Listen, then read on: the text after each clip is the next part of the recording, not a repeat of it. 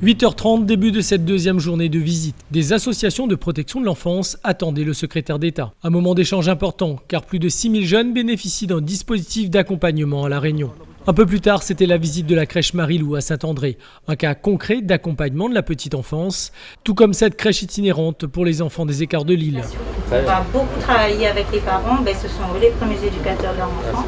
Pour pouvoir justement promouvoir le bien-être de l'enfant, des parents, mais offrir aussi un mode de garde pour les parents habitant dans les écarts de Salazie. Nous avons fait le choix effectivement d'avoir de vrais instruments pour les familles et pour les enfants, pour leur faire découvrir la qualité déjà. La rencontre des parents d'enfants porteurs de handicap se fera à huis clos, avant la signature d'une convention de mise en place du projet Pôle Ressources et Handicap. Certains enfants aujourd'hui n'ont pas accès à des structures d'accueil parce que les conditions matérielles peuvent ne pas suffire, parce que en termes de personnel, il faut du personnel formé et qui puisse être sensibilisé aux différentes formes de handicap.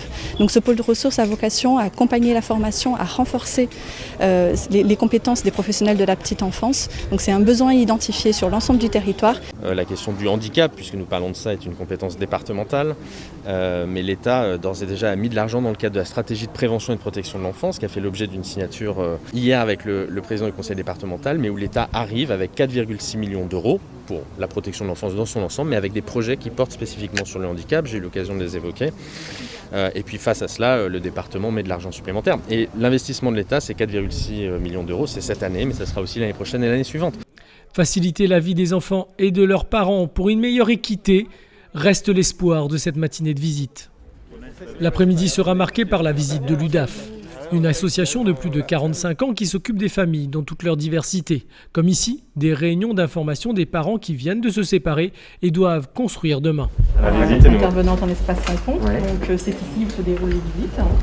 Comme vous voyez, mais bien sûr, le Covid oblige, on a dû prendre des précautions sanitaires. Enfin, d'autres parents, Sylvie et Alexandre, sont venus apporter leur témoignage, celui d'un accompagnement important à ce moment de leur vie. J'ai vécu dans une situation où pendant 2 ans, je n'ai pas vu mon fils par rapport à mon ex faisait des barrages, tout ça.